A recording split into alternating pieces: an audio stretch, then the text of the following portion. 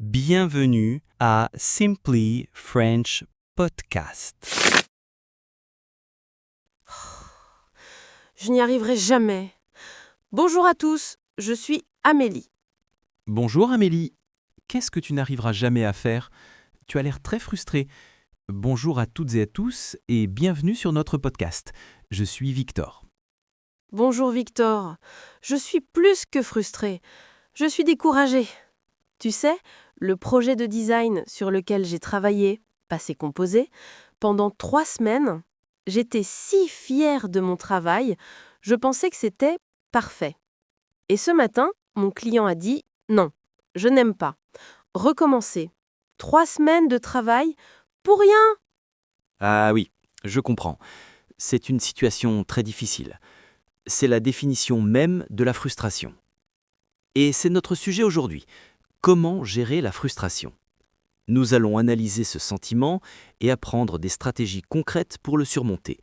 C'est une leçon de niveau B1, pleine de vocabulaire sur les émotions et de grammaire utile. J'ai besoin de ces stratégies.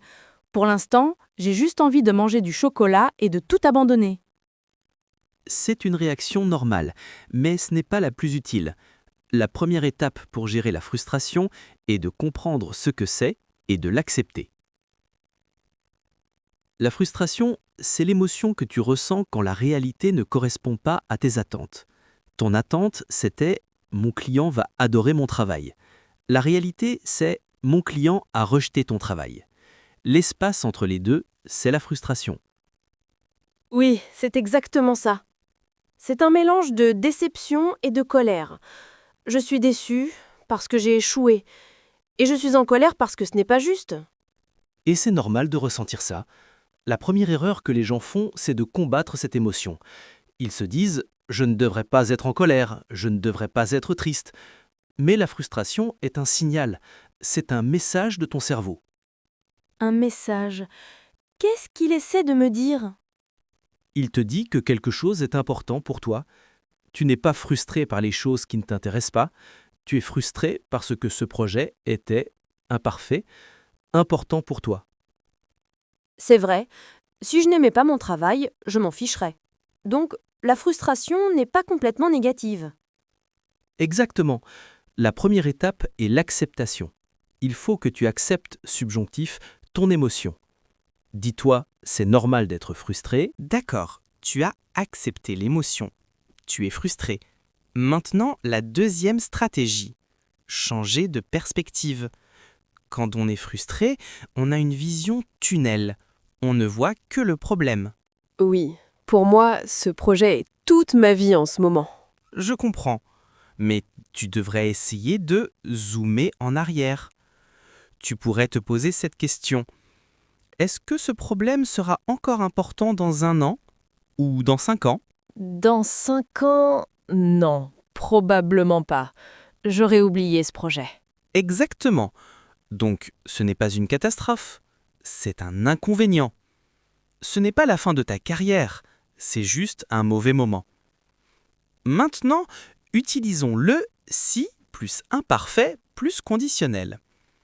Si tu avais perdu ton travail aujourd'hui, ce serait une catastrophe, n'est-ce pas?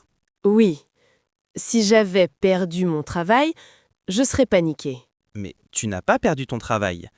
Si le client avait détesté tout ce que tu fais, ce serait un gros problème. Mais il n'a pas détesté tout. Il a aimé les couleurs, mais il n'a pas aimé la typographie. C'est juste une partie du projet. Tu vois, en changeant de perspective, le problème devient plus petit. Ce n'est pas tout est nul, c'est une partie doit être changée. Autre frustration. Tu es bloqué dans un embouteillage.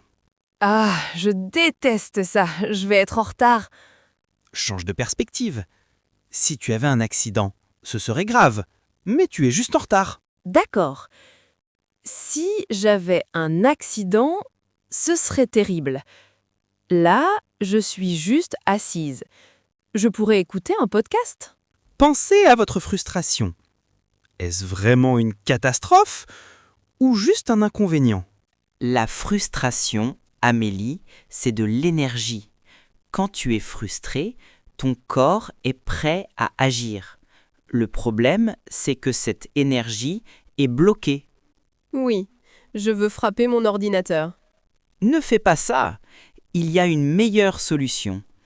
Il faut que tu utilises cette énergie pour faire une action positive. La frustration disparaît quand on commence à agir. Mais je ne veux pas agir, je veux recommencer tout le projet. C'est trop grand. Je suis démotivée. C'est parce que tu regardes encore la montagne. Nous allons utiliser la règle des 5 minutes. Tu n'as pas besoin de refaire tout le projet. Tu as juste besoin de travailler dessus pendant 5 minutes. 5 minutes? Ça ne sert à rien. Au contraire, commencer est la partie la plus difficile. Si tu te disais « je dois travailler 3 heures », tu procrastinerais. Mais si tu te disais « je vais juste ouvrir le fichier et changer une police de caractère », tu pourrais le faire. Et souvent, après 5 minutes, l'énergie change. L'action crée la motivation. D'accord. Donc, pour mon projet, je pourrais juste ouvrir le fichier et je pourrais juste chercher une nouvelle typographie. Juste ça. Exactement. Un tout petit pas. Qu'est-ce que tu vas faire cet après-midi ? Cet après-midi, après notre podcast, je vais prendre une grande tasse de thé. Ensuite, je vais mettre un minuteur pour 10 minutes et je vais juste chercher de nouvelles idées de typographie. C'est tout. C'est un plan parfait. Tu vas transformer ta frustration en action. Et voilà! Nous avons maintenant un système complet pour gérer la frustration. C'est le moment de la grande révision finale. D'accord, le résumé. D'accord. Stratégie 1. Quand tu ressens la frustration, que dois-tu faire en premier ? D'abord, il faut que j'accepte l'émotion. C'est normal d'être frustré. Parfait. Deuxièmement, la perspective. Quelles questions devrais-tu te poser ? Je devrais me demander, est-ce que ce sera important dans 5 ans? Si j'avais perdu mon travail, ce serait grave. Mais ce n'est qu'un projet. Excellent. Et troisièmement, l'action. Que vas-tu faire avec cette énergie ? Je vais faire un tout petit pas.